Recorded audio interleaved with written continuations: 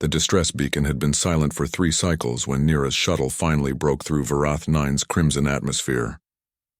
The planet was classified as hostile, Class 7 predator world, unsuitable for settlement, quarantined by Galactic Council decree. But the beacon belonged to a research team, and humans had this irritating habit of ignoring do not enter signs when lives were at stake. Nira dropped the shuttle onto a rocky plateau, her boots hitting alien soil with practiced confidence. The air tasted like copper and ozone. Around her, the jungle breathed, a living, writhing mass of bioluminescent vegetation that pulsed with warning colors. Smart. Even the plants here knew to advertise their lethality. She found the research camp in ruins, scorched prefabs, scattered equipment, no bodies, which meant either something ate them completely or they'd fled. Nira was betting on the former. The claw marks on the habitat walls were deep enough to fit her entire arm inside. That's when she heard it. A sound somewhere between a whimper and a growl. Behind a collapsed storage container, she found Kor.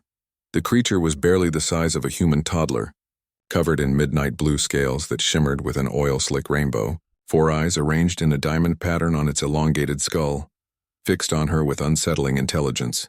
Its mouth opened, revealing 3 rows of crystalline teeth designed to tear through steel. Kor was a Varath apex predator cub. Its species could grow to 20 feet long and had been documented hunting in packs sophisticated enough to set traps. The Galactic Council had banned interaction with them after 3 separate first contact teams simply vanished. The cub was injured, a deep gash across its hind leg, leaking something that glowed faintly purple in the dimming light. Nira's hand moved to her plasma sidearm. Protocol was clear. Neutralize all hostile life forms. Don't take chances. Don't be stupid. She holstered the weapon and pulled out her medkit instead. Kor hissed, a sound like superheated steam escaping. It lunged, jaws snapping shut on Nira's boot. Military-grade polymer composite rated for pressure differentials and acid resistance.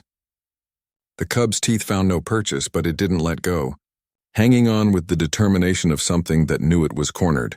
Yeah, you're a tough one, Nira muttered, opening the med kit one-handed. Hold on tight if it makes you feel better.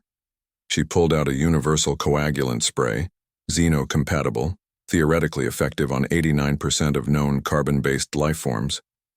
The other 11% usually dissolved into goo, but Kor looked desperate enough to risk it. The cub's eyes tracked her movements with predatory focus. When the spray touched its wound, Kor's whole body went rigid.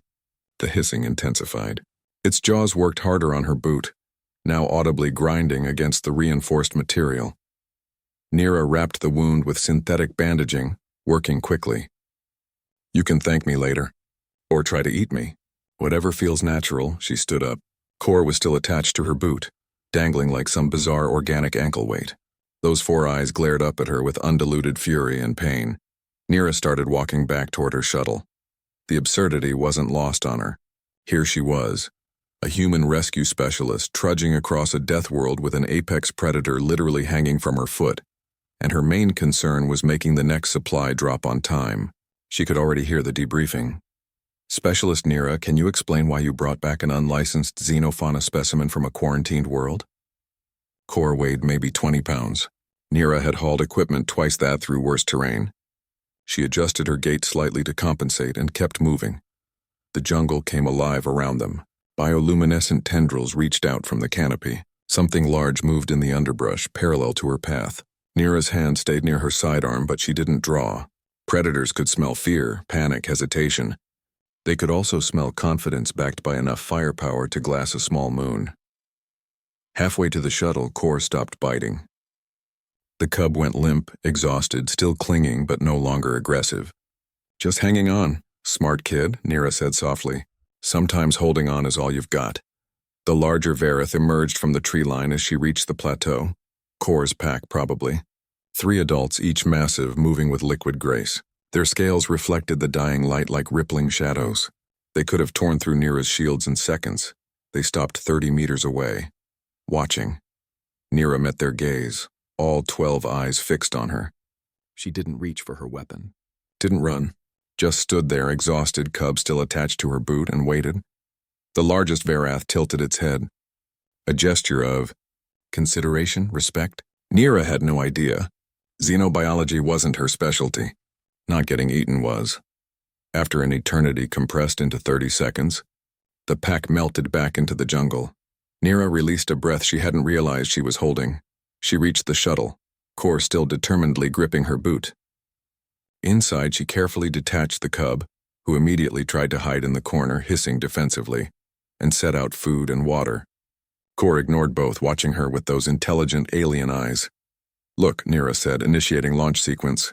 "Humans have this problem. We see something hurt, something small trying to survive against impossible odds, and we can't help ourselves. We're stupid that way. It's gotten us into more trouble than you can imagine."